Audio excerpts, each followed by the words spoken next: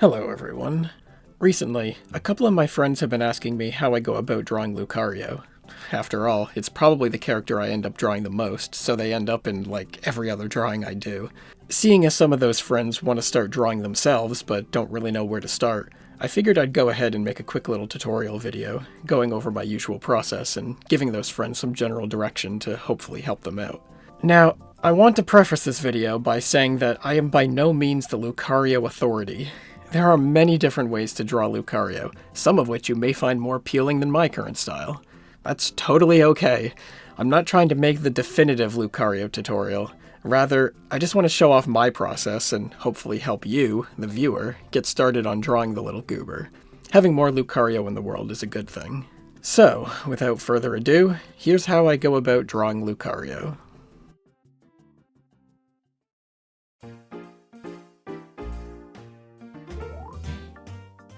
First off, you want to start with a rough sketch. Now, already, my drawing process is probably going to differ from a lot of artists here. I often spend quite a bit of time on the sketch, refining it until I get something that mostly matches the image I have in my head.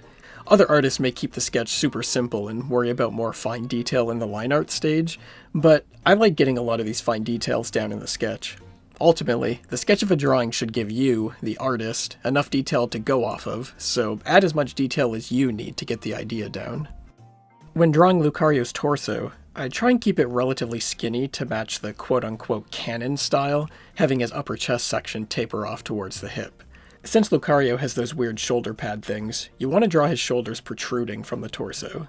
We'll come back to these in a moment, but when sketching the torso out, I like giving myself a rough idea of where to put the shoulder pads, using a circle or two. Lucario's thighs are interesting. Depending on the image and the style, Lucario can have very, very meaty thighs. I tend to keep Lucario's thighs a bit skinnier than the canon art style, though I do make a pointed effort to keep the thighs actually puffy. Some artists draw Lucario's thighs as normal thighs, which is fine, but I personally don't like this approach. Just draw Mega Lucario Z if that's what you're into. Next up is the head shape. Lucario has a very angular head shape. It's almost a hexagon, really. So, when I do the sketch, I tend to keep the head very pointy, using straight lines to define the edges while keeping the general hexagon shape in mind. The snout is another interesting point. Some people like keeping the snout super stubby, almost as a nub, while others draw it more vulpine-like. I'm more in the vulpine camp. For me, it's easier to define a longer snout, as you can just model it like a frustum. For this particular drawing, Lucario's head is to the side, and so it's even easier to sketch the snout. It's just a trapezoid-looking thing, with the tapered end facing outwards. Sometimes, I'll also sketch out more of a lower jaw, while other times, I'll do what a lot of the canon art does, and just plaster a mouth to the lower part of the head. Just depends on how I'm feeling. For this drawing, I end up having more of a defined lower jaw, though it doesn't really come in until later. Let's go back to the shoulders. In the canon Lucario art, his shoulder pad things tend to be quite large, almost like tires. In theory, I try to match this sizing, but often my shoulder pads end up skinnier.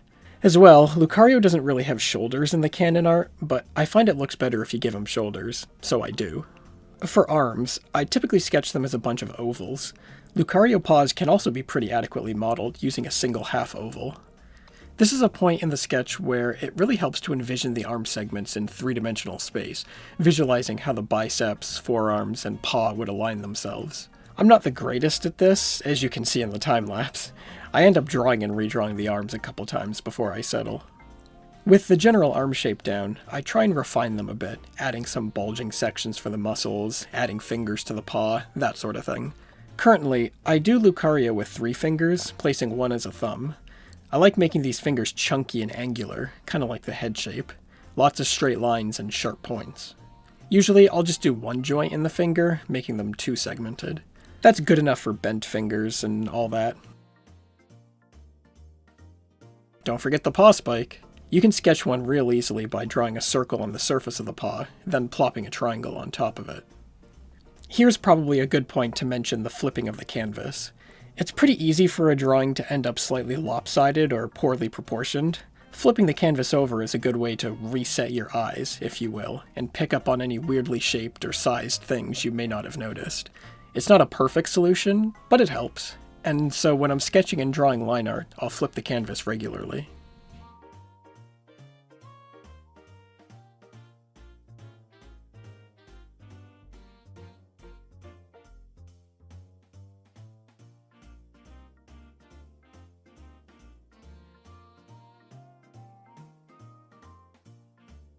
Now for the legs. Lucario is digitigrade, so he walks on his toes. That means that a large portion of his legs are really just his hind paws bent upwards. So I'll typically draw Lucario as if his entire leg is the hind paw, adding a knee and small bit of leg to connect it to the thigh puff. It's kinda weird, and it's still something I experiment with, but it works. This is probably why a lot of artists choose to give Lucario regular thighs. It means they don't have to fiddle around with this aspect of his design as much. Lucario's tail is slightly weird. It almost always has this angular bend near the end. I find that this can look a little awkward, especially if you're drawing the tail in a more relaxed position, as I am, so I'll tend to opt for a more puffed tip of the tail. Notice how, throughout the entire sketching process, I'm constantly making little adjustments to the placement of certain things. This is totally okay. The entire purpose of the sketch is to properly form whatever idea you had. Pretty much no artist creates something perfect on the first try. So often, details in a sketch will morph and shift over time as you work on it and get a better idea as to what you want to make. Drawing digitally makes these adjustments easier, but you can do them on paper as well by erasing and redrawing, or heck, even getting a new piece of paper to overlay on top of the old one and redraw. Whatever you need to do. It's all about just getting the general idea down. We should also worry about Lucario's head flaps. I legitimately don't know what to call these things, same as the shoulder pads, so I just call them head flaps. All canon Lucario art keeps them pretty short, but I find Lucario looks way better with long, flowy head flaps, so I tend to draw them pretty long, skinnier near the head with a puffier end. To connect Lucario's neck to the torso, you basically cover it with fur. For my sketches, the fur ends up looking like spikes coming up from the torso, though to be fair, that's how it looks in the canon art too. Sorry for bringing up the canon art so much. I try to model my Lucario relatively closely to the canon style, so it serves as my reference point. Other artists will model their Lucario more after foxes or other canine creatures they already know how to draw, and that's valid too. The beautiful thing about drawing is that you don't need to draw a particular way. Whatever makes you happy is what's best. A good example of that is Lucario's ears. Once again, looking at the canon style, we see that his ears are really just flat, rounded spikes that pop out of his head. I try to give the ears a bit more depth by not only making them stubbier and more rounded at the tips, but by making them more of a concave shape that bends inwards towards the scalp.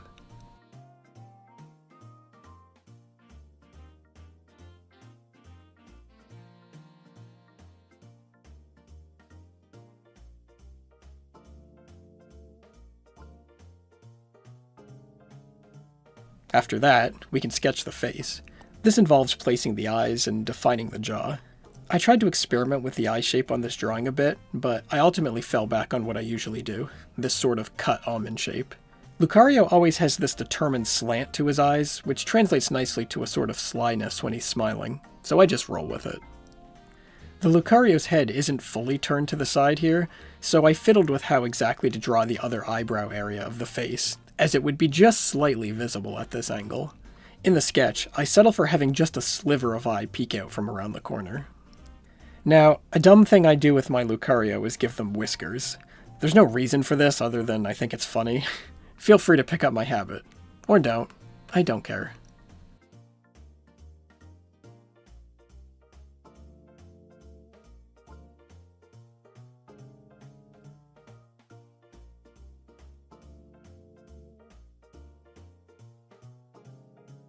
And there we go. With a few little adjustments, we have ourselves a decent little Lucario sketch. Not too bad, right?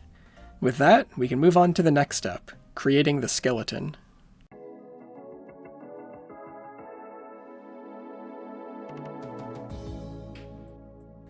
As I mentioned before, different artists will model Lucario after different species that they're already familiar with, and so this step may look pretty different depending on who you look to. Because I model my Lucario's head similar to a fox's, we'll give our Lucario a fox skull. Admittedly, I'm not the greatest at drawing skulls yet, it's something I'm actively working on, so I used a reference for it, hence why I didn't start with a general shape and refine it. I went right for the defined shape. Using references for your work isn't anything to be ashamed of. It's how we learn to draw different things. I wasn't as interested in learning how to draw the skull from memory here, so I didn't focus too much on proper sketch etiquette, as I call it. I basically just drew what my eyes saw in the reference. Some people excel at this technique, others don't. Find what works for you. As another little tip, don't be afraid to let a drawing sit for a while. Canvas flipping is a good way to gain a quick new perspective for a drawing, but sometimes putting some distance between your work is necessary to truly gain a fresh set of eyes. This drawing spanned multiple days of work, and I think that helped me tackle some of the more difficult aspects and understand the more intricate details that went into it. Artists can make it seem easy, but drawing a Lucario is hard work. Don't be discouraged if it doesn't come out right the first time. There's no penalty in life for not drawing something up to your standards. Just try again until you get it right. Anyway, back to Lucario. You'll notice that the skull is basically two parts, the top and the bottom. The bottom is relatively simple. It's like a flat triangular plane that connects to the upper half of the skull, with that rounded bit of bone that threads through the eye ring. The top part of the skull almost mimics the shape of Lucario's head, just a little smaller and flatter. And, of course, the eye is more complicated, with that bit of bone that traces the edge of the eye socket to the back of the skull. Don't worry if the skull ends up a bit malformed. The important part is that it's structurally strong so that it protects Lucario's brain. I like using cross-hatching for shading the bones. I do highlights in a white color and shading in a black color. As bones tend to be rougher than other surfaces, I find the cross-hatching brings that roughness out. It's also just a simpler technique to other shading methods, in my opinion. You can do more complex cross-hatching if you wish, but I keep it pretty bare bones. Pun intended.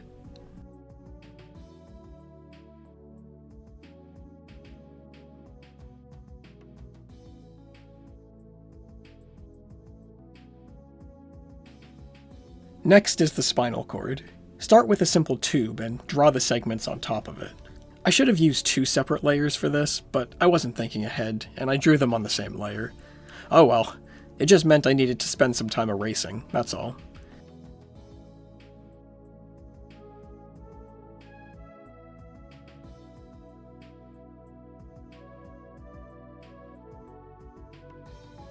Depending on the angle, you may also be able to see these spiky bits on the back of the spine, so don't forget to add them if necessary.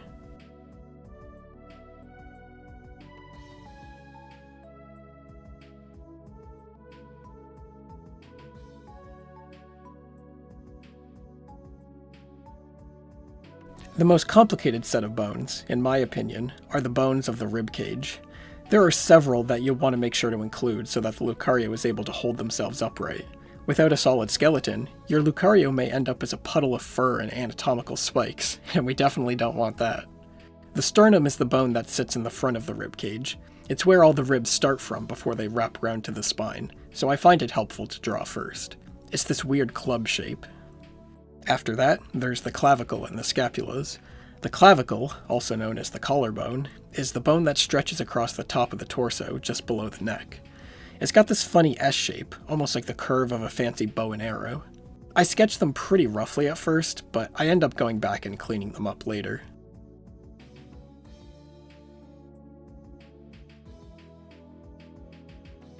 The scapulas are the shoulder blades. They sit on the back of the rib cage and look like cones that have the wide part pressed into a flat line. Understanding the exact shape of these bones can be tricky, so I find references help a lot here. Even with the references, you'll see that I struggled quite a bit getting these bones to look exactly how I wanted, with the proper shape, scale, and placement on the skeleton. While I'm sure Lucario would have been able to move just fine if the bones were a little off, I didn't want him to risk getting something like scoliosis later in life, so I spent the extra time perfecting these bones. If you're a sadist and don't care whether your Lucario develops skeletal deformities later in life, feel free to rush this step. Once I have the clavicle and scapulas in place, the ribs themselves are fairly straightforward to draw. They tend to have a curve downwards in the front before they loop around and connect to the spine. If you remember that, then the general shape comes naturally. Just remember that the ribs have to be big enough to hold the lungs, and that should help guide you in what size to make them. The hardest part about the ribs is simply getting them to curve correctly. The ribs are fundamentally three-dimensional, and so some care should be taken to ensure they curve through three-dimensional space correctly. This can be a little tricky, so don't be afraid to take this part slow. I took it a little fast in this recording, and ended up having to redraw a few of the ribs, both to get the shape right and to give the lungs enough space. Remember that Lucario are fighting-type Pokemon. You'll want to ensure their ribs are structured properly, so that blows to the chest or back won't wound them too badly. A weak spot in the ribs could mean an early end to a fight.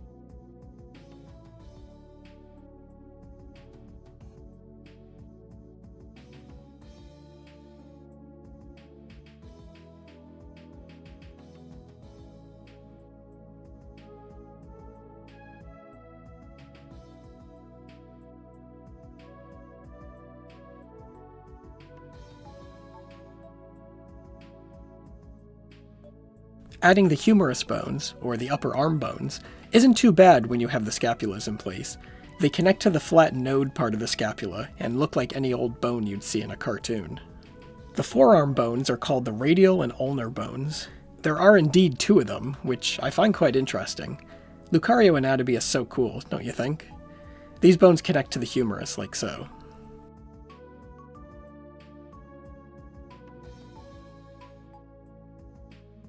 The paw consists of these chunky bones that we don't really need to know the name of.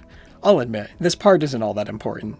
So long as Lucario has some bones in this part of his paw, he's good to go. It's not like this part of the paw needs sturdy bones. He's got his paw spikes to protect him here. Because I draw Lucario's paws rather large, his finger bones end up forming more like bricks than the long, slender bones you may be used to in other creatures. Make sure to give your Lucario the appropriate bones for the paws you give them. Otherwise, they won't be able to grab things as effectively as they should. Here, I'm simply reforming parts of the chest to keep my Lucario strong. A lot goes into making him the best he can possibly be, just like actually training a Pokemon.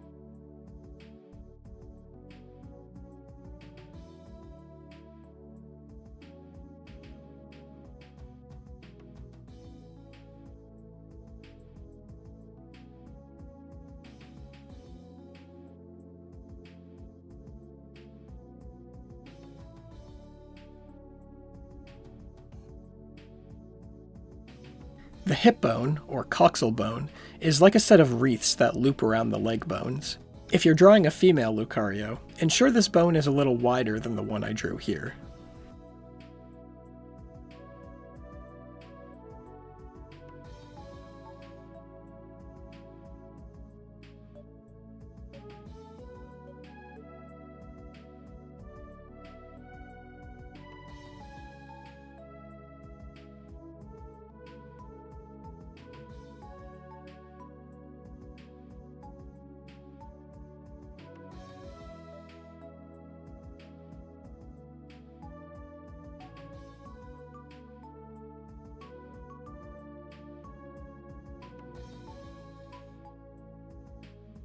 You'll see that I use the warp tool extensively here to reshape the hip bones.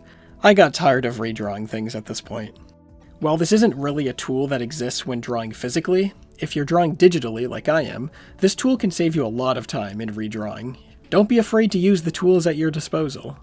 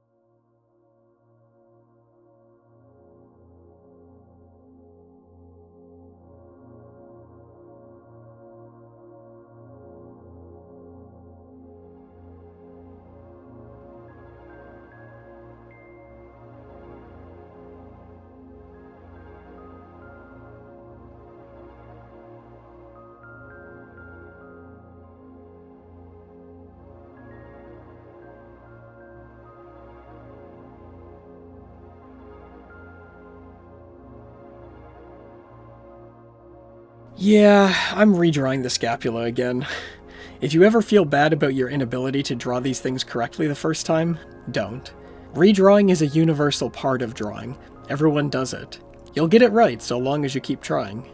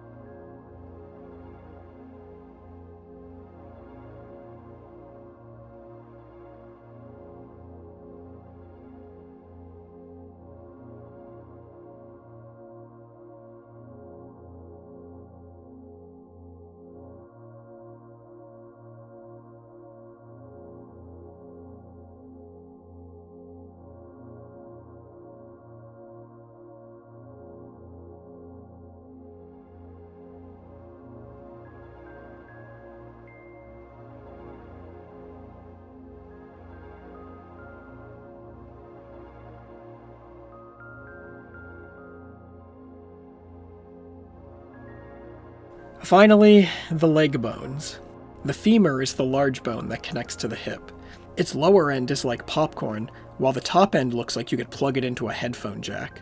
Because Lucario were digitigrade, standing on their toes, their hindpaws extend upwards quite a way, and so Lucario don't have tibia or fibula like other creatures. Instead, they have their own unique bone for the paw called a ptysis, a portmanteau of tibia and tarsus, the cluster of bones that connect to the toes in a footpaw.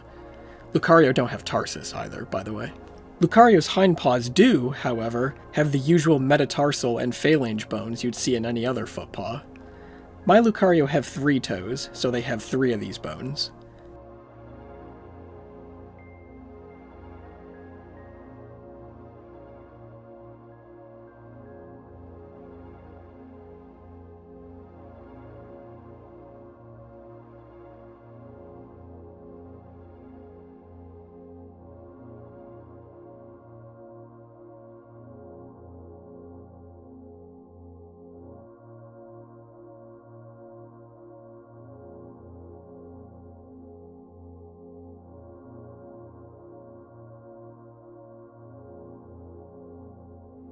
Unlike most, I actually give my Lucario 2 toe bones for greater dexterity. Being able to articulate the toes more freely allows my Lucario to carry or grab things with their toes, if needed. You never know when that comes in handy, and it opens the door for more drawing possibilities, which is always fun.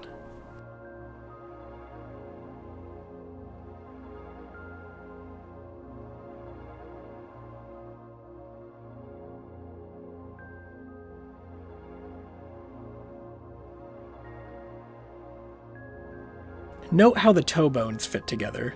You'll want to make sure that Lucario is actually able to flex his toes and move his feet, so ensure the bones aren't locked together. They should fit together using round bits that can rotate against one another. For the tail bones, I start with a rough noodle shape and draw the segments atop it, similar to how I did for the spine.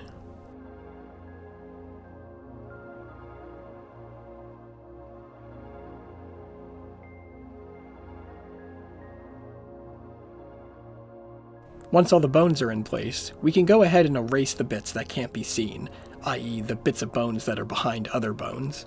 This step can be skipped if you prefer fully coloring your bones, but I don't.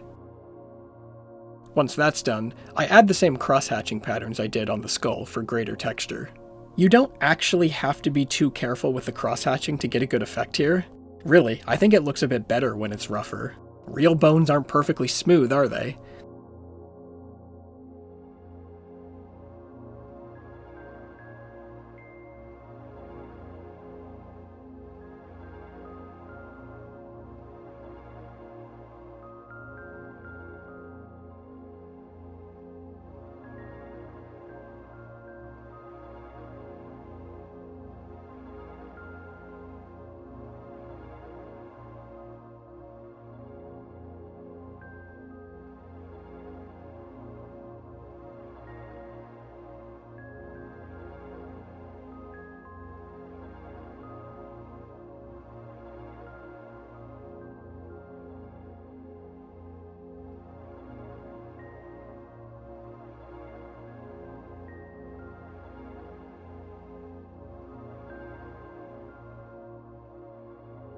One little quirk of me using GIMP as my current drawing program is that actions like rotation and warping end up lowering the quality of the line art, so I end up having to redraw it to keep the line art consistent.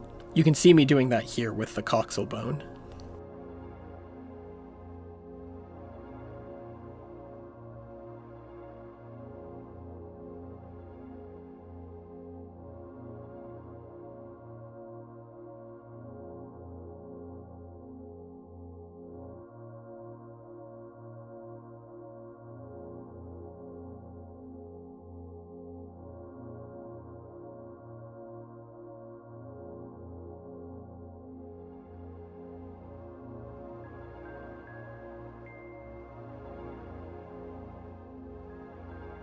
And, just like that, we've completed the Lucario skeleton, arguably the hardest part of drawing a Lucario. Congrats! Give yourself a pat on the back for making it this far. Your first Lucario can be tricky, but it's definitely worth it to see it through. You'll only get better with practice.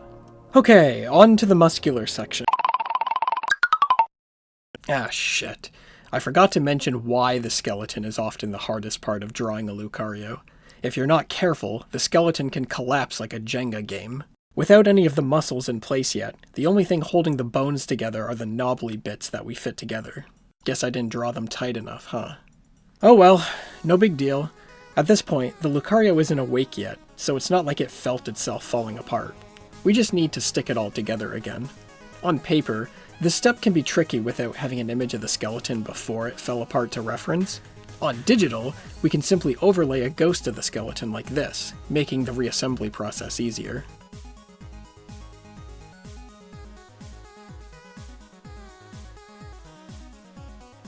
To make it even easier, I drew some glue to help us stick all the bones together so they won't fall apart again.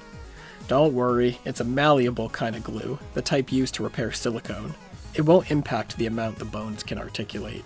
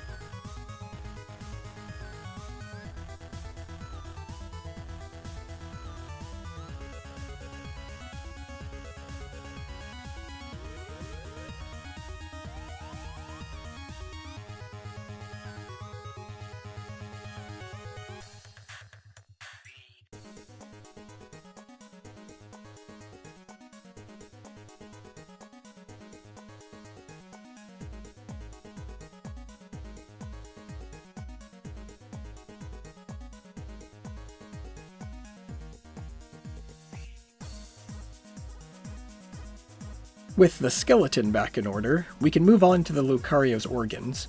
If you've ever studied biology, you'll know that there are a lot of organs in any creature. Strictly speaking, though, not all of these are really necessary for the successful functioning of our Lucario. So, for this tutorial, I opted to only cover the most essential organs: the heart for blood circulation, the lungs for respiration, the stomach for digesting and breaking down nutrients, and the brain for, thinking, and language, and love, and all that jazz. Once again, I'm not all that familiar with the intricacies of these organs, so I used reference images for them. The heart contains many different arteries and ventricles and blah blah blah. Just make sure it has some of these features so the Lucario's blood can do what it needs to do.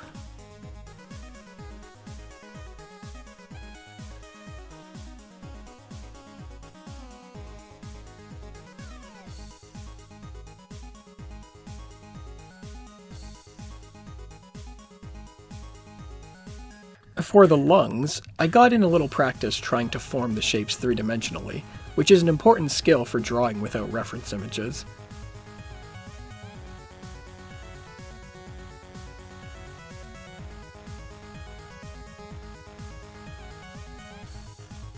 I think I got their general shape good, but getting that windpipe to insert itself in a way that looked proper took a little work. That's alright. No matter how good you get at drawing Lucario, or anything for that matter, there's always something to learn. Nobody's 100% perfect, not even the artist you look up to online.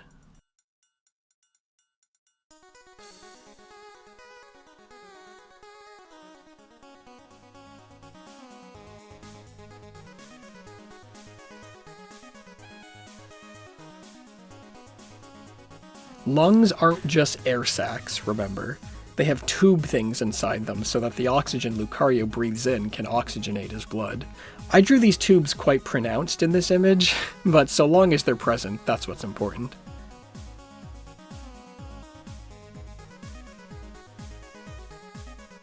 The brain is a very wrinkly thing. You'll want to avoid lines that are too smooth or too straight, choosing instead to crinkle and compress as much brain mass into as small a space as possible. Those folds are what allow Lucario to be as smart as he is. The bottom of the brain typically connects to Lucario's nervous system, so if you plan on giving your Lucario a more complete set of organs, ensure it connects down to them via the brainstem. I opted for a more efficient setup here, where the nerves at the base of the brain use resonance to communicate with everything, rather than direct connections. Using vibration at the correct frequencies, the brain nerves can send the same information that would normally flow down the spine. The cerebellum is the only part of the brain, other than the stem of course, that differs in texture. It's wrinkled, but in a different, almost flowy way. I represent this using thinner wrinkles and having them flow along the same direction more than the other part of the brain, the cerebrum. An important thing to remember is that, once the brain has been drawn, you should keep it outside of Lucario's skull. Placing the brain inside the skull before Lucario has all his bits will cause him unjust stress. I choose to keep the brain floating just above the skull until I finished with the rest of them. I find the stomach shape to be quite difficult to get exactly right, even with a reference. It should sag downwards a little, like it's carrying some back fat. It's also quite rotund, as it needs to have space to hold whatever Lucario scarfs down for lunch. Normally, the end of the stomach would connect to some other bits, but for this Lucario, the end will just be used for expelling waste directly, so we can leave it dangling.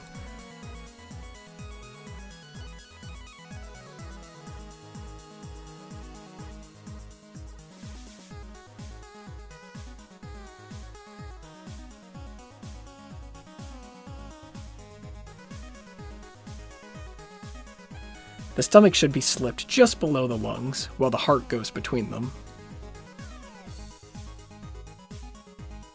A funny thing about Lucario's eye is that it looks totally different when outside the socket. The red color that we're used to is a direct result of Lucario's aura and disappears when the eye isn't correctly in place, similar to how our skin filters the light bouncing off of veins, making them look blue under our epidermis. A Lucario's aura filters light through it differently than regular air, causing some colors to change.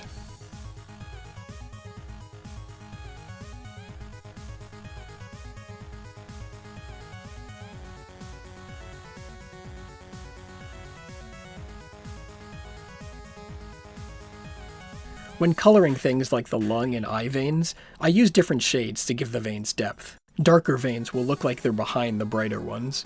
It also just looks more interesting to have multiple different colors.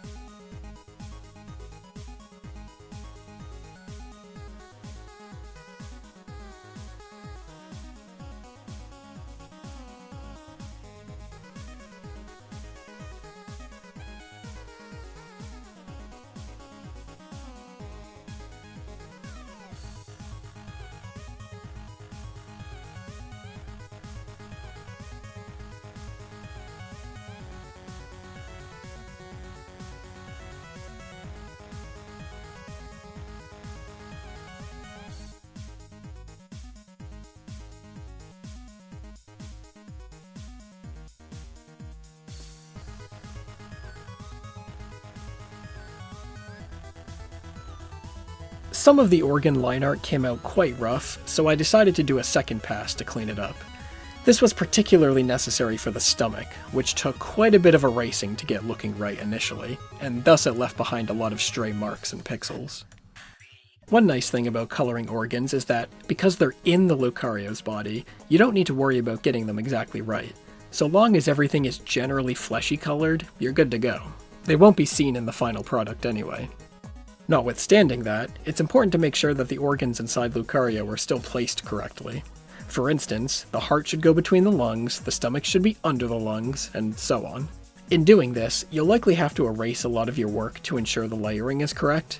That, or you create a zillion layers in your project file and order them accordingly. Both take a little bit of work. Pick your poison.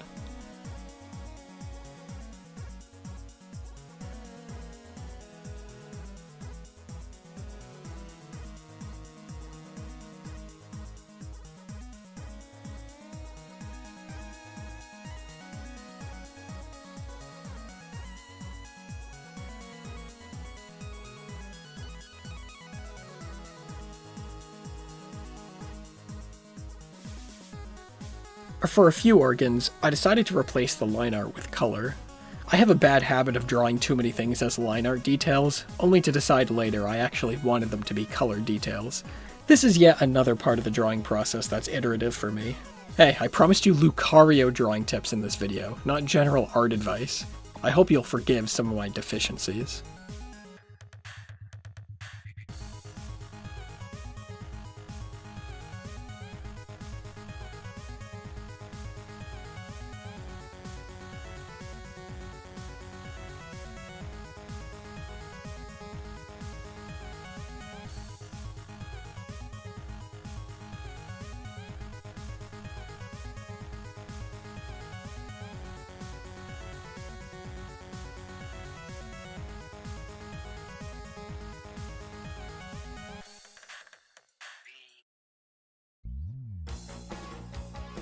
The brain is a nice organ to practice coloring and shading on, seeing as there are so many different wrinkles and folds. You can go as detailed or as simple as you'd like. As well, it's a good opportunity to flex your brain's ability to visualize the Lucario's brain as a three-dimensional object, rather than just a flat drawing. Being able to sense where the wrinkles rise and fall will guide your coloring process.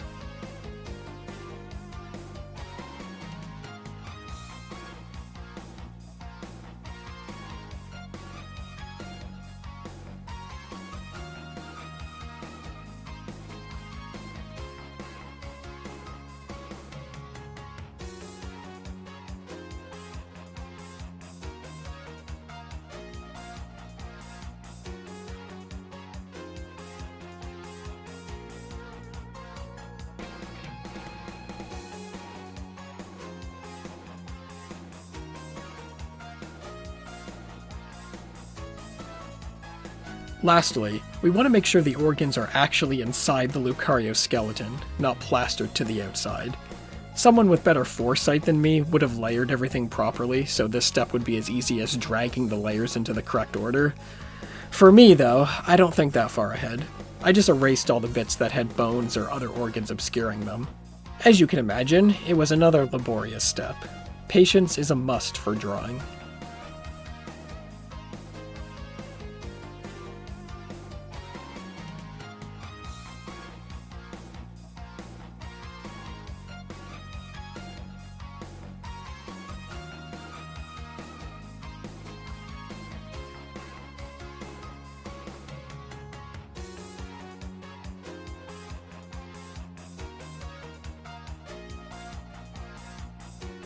With the organs in place, we can move on to muscles. I find this step to be much easier than the skeleton for a variety of reasons. Firstly, if we have a stable skeleton, which we will at this point, there's no risk of the muscular system falling apart. Secondly, unlike the skeleton, all the muscles, save for their size, look pretty similar, so they tend to be simpler and quicker to draw. Generally, each muscle looks like either an elongated lemon or an elongated marshmallow. The facial muscles are a little different, but we'll get to those. Muscles also like to sit on top of each other. Drawing specific connections isn't as important as they simply thread into each other. This leaves a little bit of room for experimentation. You get to choose exactly how to thread and weave these muscles with one another. Remember that, for the upper arm, Lucario have both biceps and triceps. Be sure to draw bulges for both.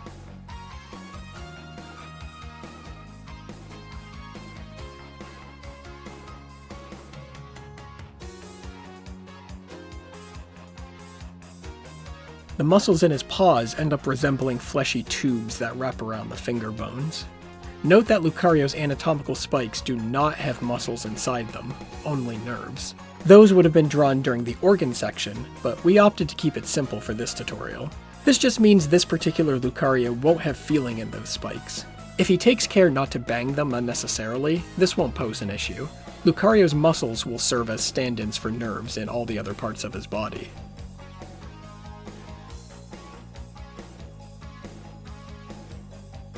Some artists will prefer giving their Lucario more bubbly pectoral muscles. I personally keep them a bit more tame. The abdominal muscles will be similar. I keep them tame to match his chest. Ultimately, give your Lucario the physique that'll serve their particular lifestyle best.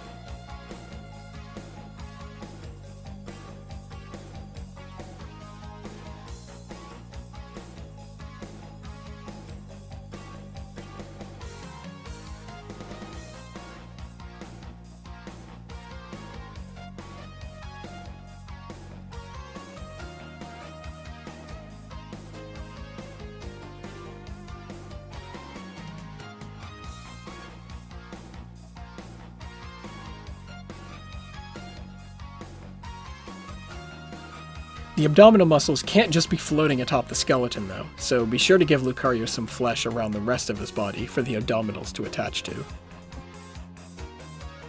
With puffier thighs, my Lucario needs some seriously strong thigh muscles. I make sure to draw them nice and big. These will help support those roundhouse kicks he's so fond of dishing out. Notice again the stretched lemon shape of the muscles. There's a strange extra muscle that gets added here near the hip. I think this one also helps with kick strength. Admittedly, it's been a while since I brushed up on my Pokemon anatomy, so I'm not too sure.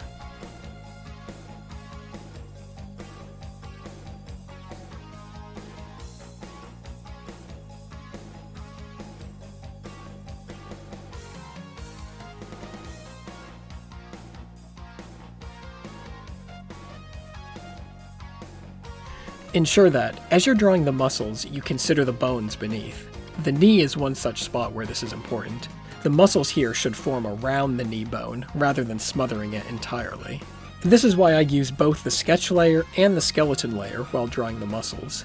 The sketch informs the shape, while the skeleton informs the specifics, like how muscles should taper.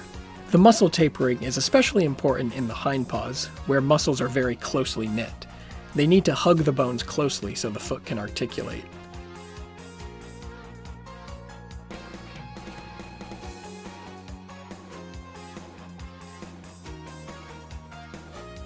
Note that, around the last bone joint in the toes, there are two muscles on both sides of the phalange bones.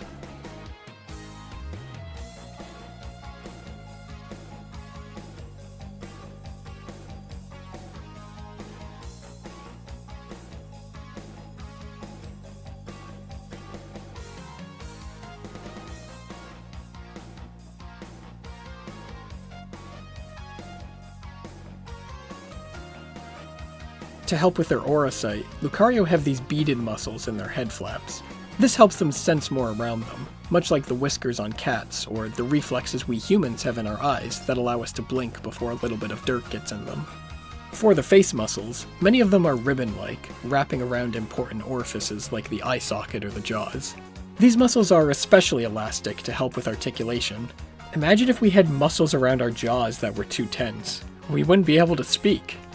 Thus, it's important to make sure you use these ribbon muscles, as opposed to the more fleshy ones we used for the limbs.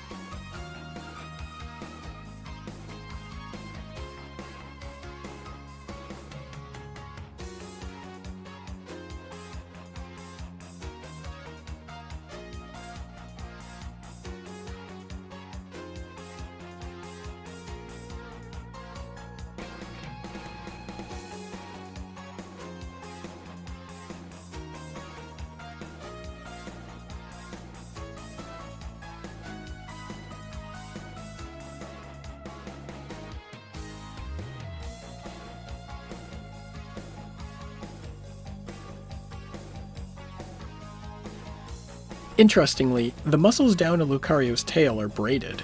This is a feature unique to Lucario. Funny enough, it actually doesn't have any evolutionary advantage. You may wonder whether it gives the Lucario's tail extra strength for tail whips or curls or whatever, though laboratory tests indicate that, at the 5% significance level, there isn't sufficient evidence to conclude that the braided muscles increase the force of tail slaps. See the paper by Hudson and Lexington, linked in the description. Our best guess currently is that Lucario evolved the braided tail muscles simply because Arceus thinks they're cool and decided to experiment with them on the Lucario. Nature's kinda funny that way sometimes. Because my Lucario has a puffier tail as opposed to the more angular one of the canon style, I include extra muscles here to maintain that puffiness. They act like cushions or airbags on either side to prevent the inner bones from being damaged if the tail is ever used for an attack. Here you can see how I turned the face muscles into the ribbon type I was discussing earlier. This is similar to how the different wrinkle types were added to the cerebellum of the Lucario's brain. You want these wrinkle lines to flow with the path of the muscle and be relatively densely packed together. More wrinkles means more flexibility. It also adds a nice shading effect when the wrinkles get closer. You can see that when I zoom out the canvas.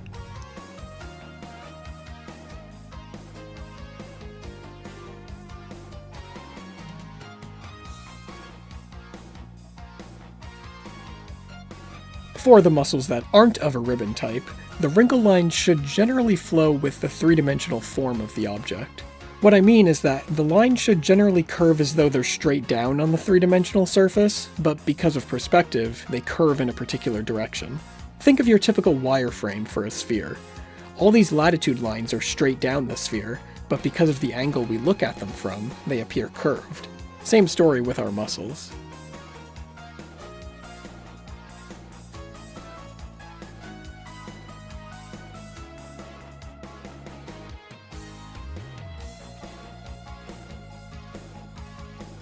Around some of the edges and seams between the muscles, I add these black wrinkle lines that act sort of like shading. These aren't strictly necessary, but they add a nice amount of detail. If at any point we have to open up our Lucario and do repairs or upgrades, having these extra details will help us navigate these muscles and make sense of what we're looking at.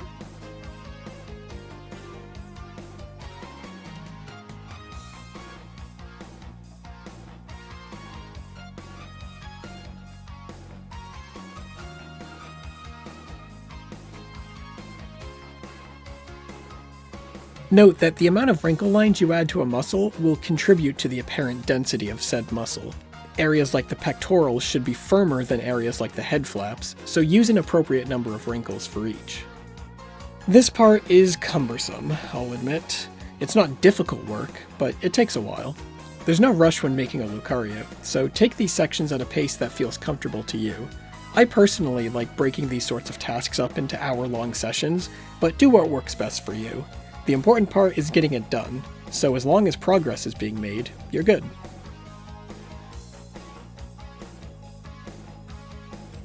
You may notice that we didn't add any sort of muscle for the shoulder pads. Like the anatomical spikes, Lucario doesn't have muscles in this section of them, so we don't need to worry about it. Funny enough, the shoulder pads don't offer Lucario much in the way of protection like you may think. They're purely decorative.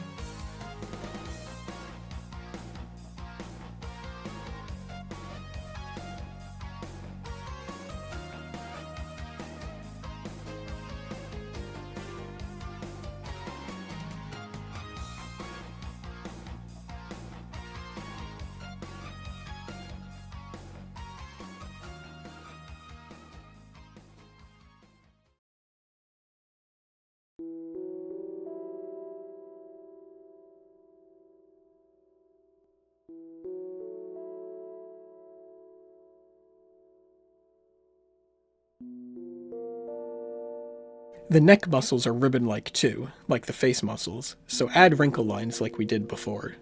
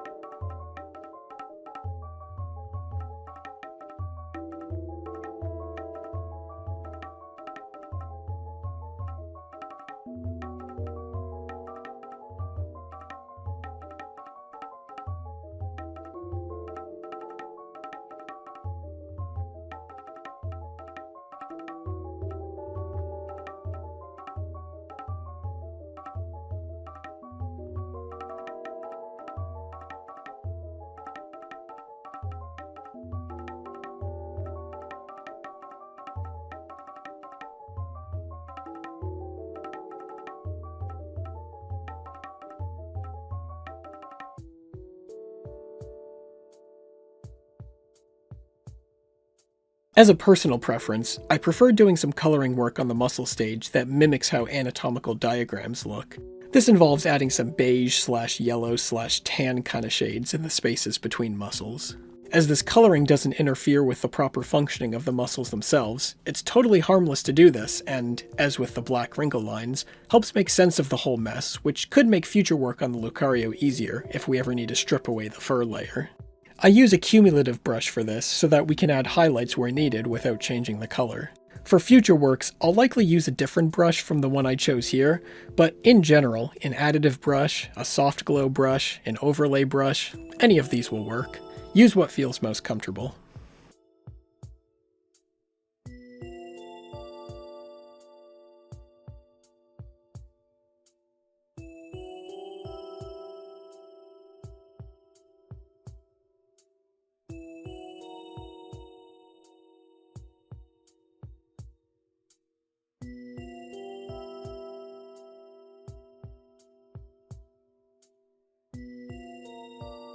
Because I went with a hard-edged brush, it left some unsightly streak lines in a few places. To remedy this, I used the smudge tool to smooth everything out. This could have been avoided if I just used a brush with a softer edge, so keep that in mind. Remember that it's okay to experiment with your drawings, so long as it doesn't cause the Lucario any pain. Not every drawing you make needs to conform to the highest standards. By playing around, you can find what works well and what doesn't. And it can simply be fun to try new techniques. Don't let the possibility of an ugly final product stop you from trying stuff and going wild. To color the interior of the muscles, I used a multiply brush with a light pink color. This allowed darker spots to naturally arise as I colored, giving the muscles a more fleshy texture. It's important not to overcolor when using a multiply brush, or else your muscles will char to a crisp. It goes without saying that charred muscles don't perform as well. Just like we did with the muscle wrinkle lines, you want to color in the direction that matches the three-dimensional form. So, just follow the paths of the lines you drew. This way, the dark spots that form also match these lines.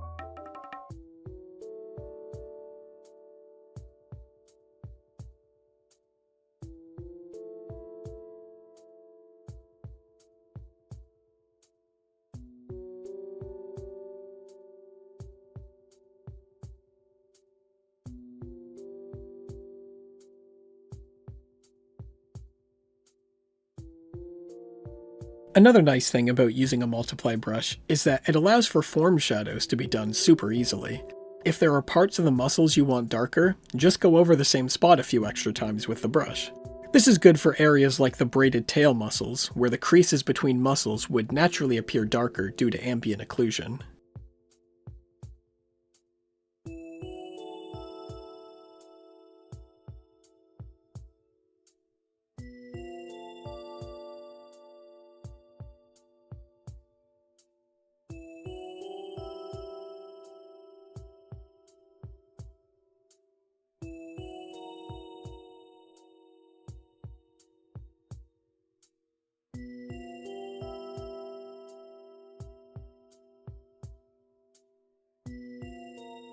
Now, with all the inner workings of Lucario in place, we can finally get to the outer bits.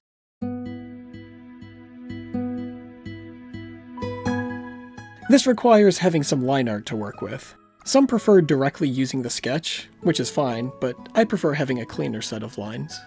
There's not a whole lot to say for this stage of the drawing process. You may notice, however, that my lines don't exactly match the sketch I have. This is actually a good thing. Freeing yourself from exactly matching your sketch allows your line art to have more personality. You can incorporate nice flowy strokes or sharp angles or whatever your style demands. If you find that your line art looks a little stiff, try loosening up how closely you follow your sketch. It can make a surprising amount of difference. Another thing you'll see is that I don't always close my lines. There are bits I leave open, and there are a few places I leave the lines uneven. This is simply how I went about this particular drawing. Sometimes I'll do really clean line art, other times I won't. If I drew in exactly the same way every time I made something, I think I'd get bored pretty quickly. Little choices like this help keep my drawings interesting for me, at least during the actual drawing process.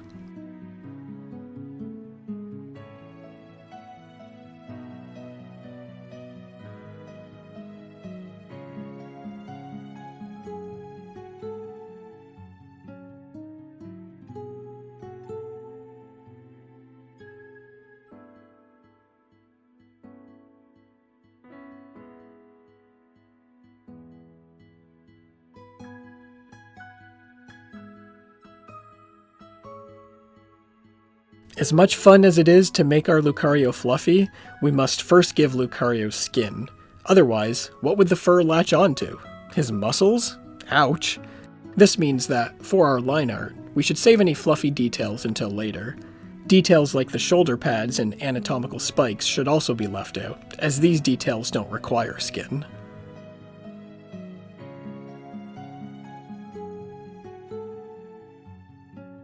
I'm a bit of a perfectionist when it comes to line art, so it often takes me a while to settle on things like how the paws look or how an arm is positioned. Be prepared to spend extra time on the line art depending on how much you care for your Lucario.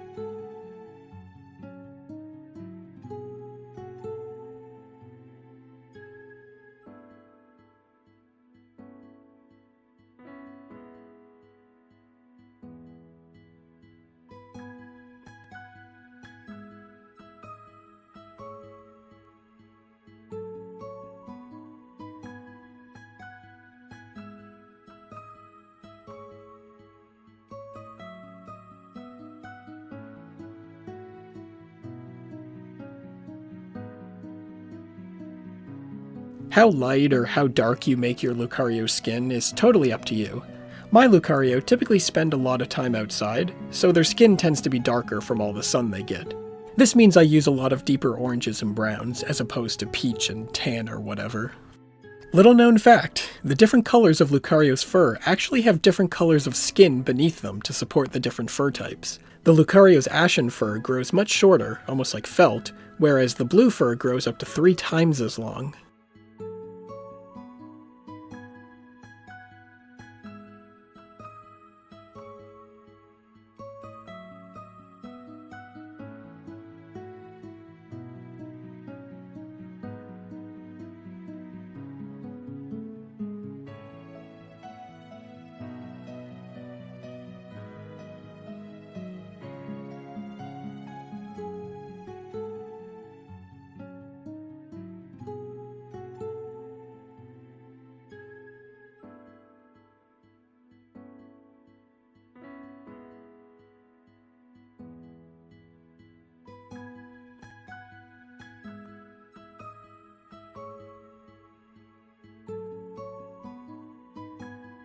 To add lighting, I'll brighten the colors I already have by coloring over them with a light color on a separate layer.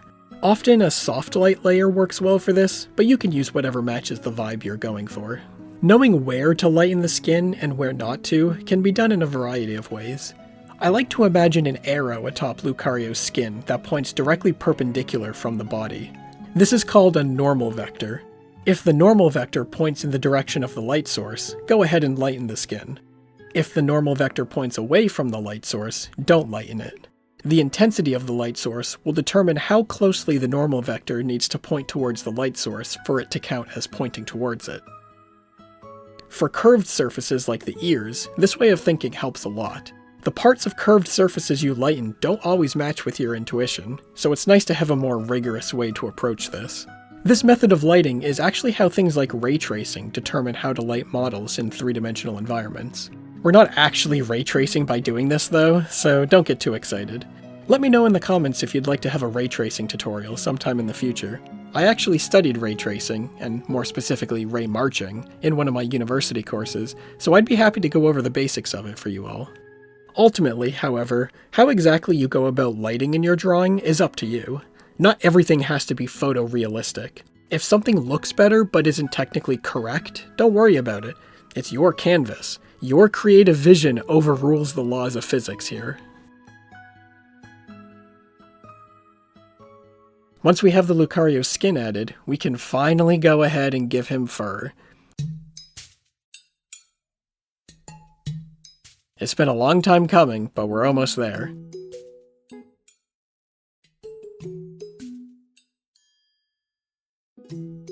We'll also add the spikes and shoulder pads here. This requires adding on to the line art we already have.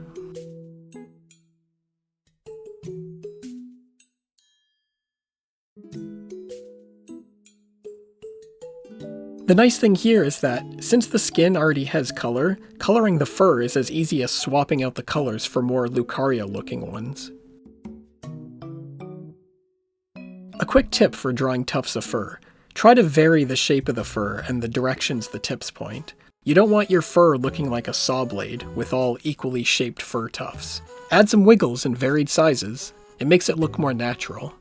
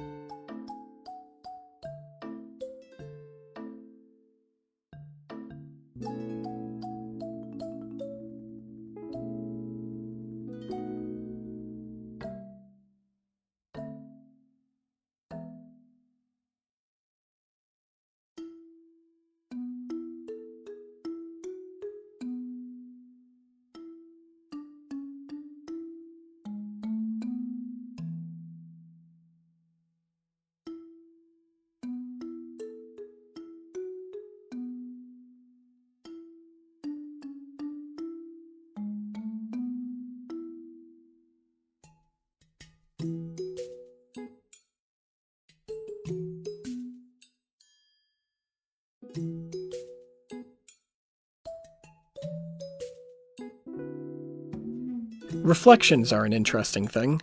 On Lucario's spikes, I'll sometimes draw a few lines to give the impression of distorted reflections, along with a few shiny spots. It ended up looking quite nice here, so I kept it. We could take a page out of Ray Tracing's playbook here and emulate what it does, but that would be a lot of work for not a lot of payoff. Feel free to add more accurate reflections if you wish. The last step, which is really optional, is adding a background. I kept it simple here and went with a brick wall Lucario's leaning against, and an orangish sky behind him, just for some nice color. Truth be told, I get rather lazy when it comes to drawing backgrounds. Once I get to them, I'm usually ready to be done with a drawing, so I don't put as much love into them as maybe I should.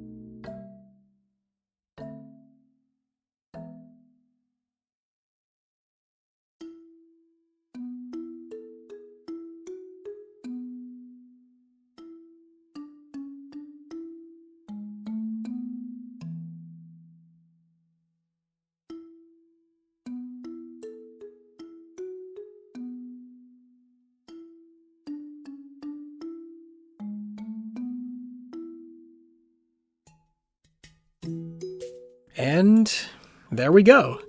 In just a few easy-to-follow steps, we've successfully created a Lucario.